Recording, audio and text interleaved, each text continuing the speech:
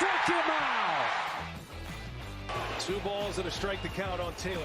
Reyes fires, swinging a drive, deep left field. This is way back. Welcome on, Chris Taylor. What's up, everybody? Welcome into DodgerHeads, presented by DodgerBlue.com. My name is Jeff Spiegel, joined today by Matt Moreno. Matt, we're checking in on kind of one of the big storylines that I think is going to hang over this entire Dodgers season, and that's Trea Turner and his future with the Dodgers. You look at where he is at right now and kind of what his performance has looked like. It's been okay, I would say, kind of underwhelming.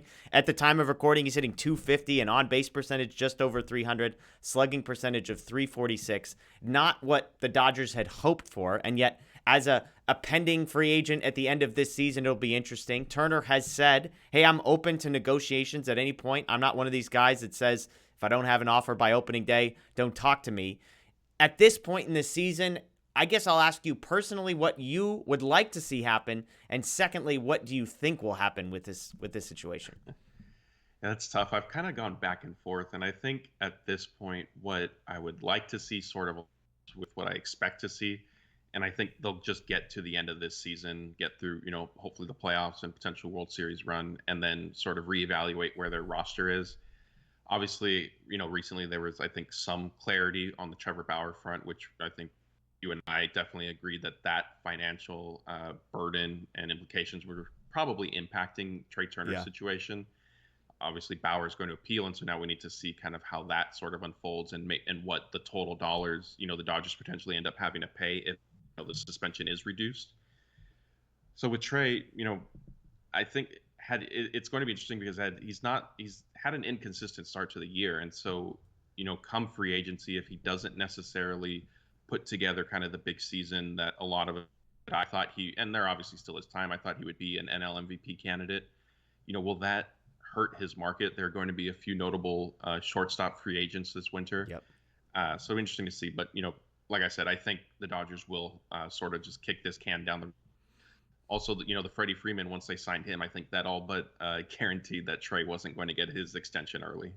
Yeah, I think the Bauer piece is worth noting because I do think when you look at the Dodgers, everybody thinks about how much money they spend. They really don't have that much money spent beyond this season. Guys like David Price coming off of their books. Obviously, Trea Turner would be technically coming off of their books.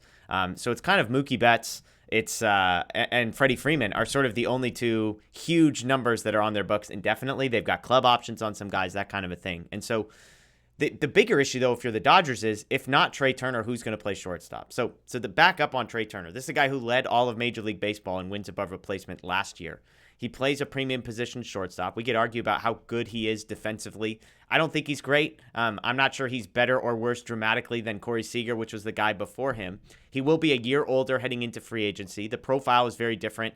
A little bit better health history than Corey Seager had, and yet maybe reliant on tools such as speed that you're less interested in betting on long-term with a guy like Trea Turner. I think all of those factors come into place. When you look at the free agent class, as you said, there are some options. Carlos Correa signed a deal that he can get out of. He'll be at the top of the list. Xander Bogaerts of Boston also has a player option he can opt out of. That I would say is the top of the market. You've got guys like Dansby Swanson sort of in the, hey, if you want to patch something together for a couple years, something like that. I've talked to Justin Norbert recently. Is there a shortstop in the farm system that could come up and play shortstop? Jacob Amaya is absolutely destroying baseballs at Double-A. But is that sustainable? Is he ready? That kind of thing. So you've got some major league options, I would say. Gavin Lux could play there in a pinch. Chris Taylor could play there in a pinch. But all of these things swirling and saying, what do they do with Trea Turner? What do they do? I'm with you. I think waiting to see what happens with the Bauer situation will be a big piece. If the Dodgers know for sure that they're off the hook for that money, then I think it makes a Trea Turner decision a little bit easier. But what I get from you, Matt, if I'm not mistaken, is that you don't sound totally gung-ho about giving Trea Turner a contract. Is it the years that worries you? Is it the money that worries you? Or is it the player that worries you? I think it's the years. I mean, I don't want to say I'm concerned about, the player in terms of production, because I think he has the potential. I saw some of it last year, but I would even argue with the Dodgers, like, yes, he did finish, winning the batting title, but it was a little bit of a surprise. Like, it didn't feel like, oh man, he's just, at least to me, that he's really tearing the cover off the ball day in and day out. He had a lot of, 3-hit games, then a 2-hit game, but then maybe he'd go hitless. And obviously, I mean, he ended last season on the hitting streak that carried into this year. But ultimately, I think my biggest hesitation would be the years. If the Dodgers can get something done at like 5 or 6 years, then I think that's something they should definitely do. But if he's looking for 7, 8, 9, 10 years, I would have some hesitation because, like you said, one of his primary tools is his speed. Yeah. And, he is somebody who can also hit for power, but we haven't necessarily seen it. So if that doesn't necessarily show up, then it makes him a little bit more reliant on speed. I mean, even some of his stats this year, when he was extending his hitting streak, it was a lot of infield singles that he's able to beat out right now. Yeah.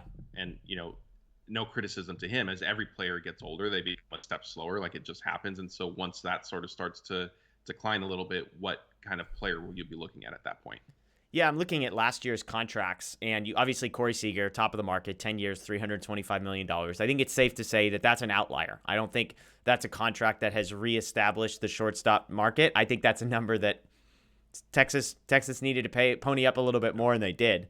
The next biggest deal was Marcus Semien, 7 years, $175 million. Semien will be like basically a year and a half older than Trea Turner.